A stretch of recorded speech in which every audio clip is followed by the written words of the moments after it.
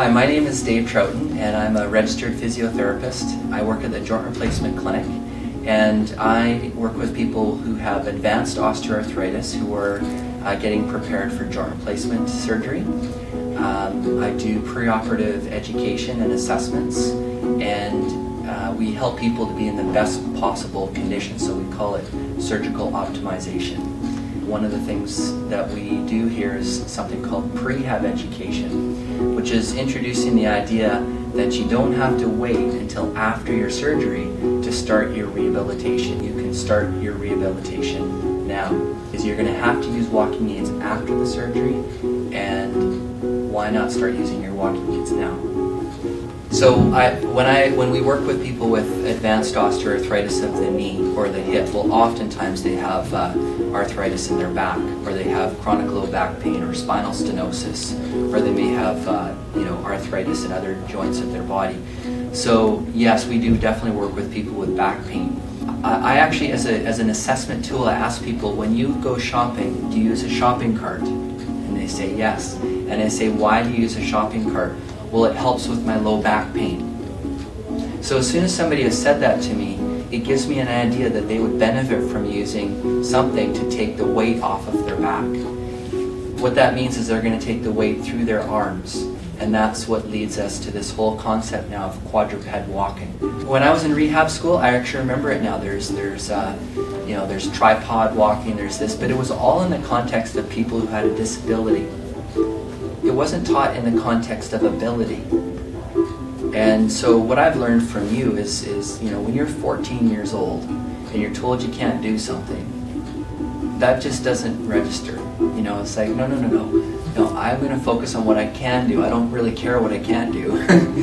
and I think it's introducing that concept to people who are in their 50s, 60s, and 70s, is let's take some of the emphasis now away from what you can't do, and let's start focusing and thinking about some of the things that you can do. There's about 1,200 joint replacements done in Victoria each year. What that means is that there are a lot of people walking around Victoria with a limp. It's the worst thing that person can do for their bodies, is to walk with a limp. For one, it means that they're not using their muscles correctly. So if you're talking about low back stuff, and every time you walk, your trunk shifts, that puts strain through the facet joints. It doesn't allow you to engage your core muscles, the spinal muscles that stabilize your spine. They won't be recruited properly because you're walking abnormally. When you use a walking aid, it doesn't necessarily make you walk perfectly, but it certainly will help with your posture, improving the upright posture, but also it takes away that 2,000 to 3,000 times of shifting your trunk to the right. The other thing that does is for people with hip arthritis is the main stabilizers of your hip, which are your hip abductors, are not actually engaged. So if you walk with a limp, you're weakening your hip abductor muscles.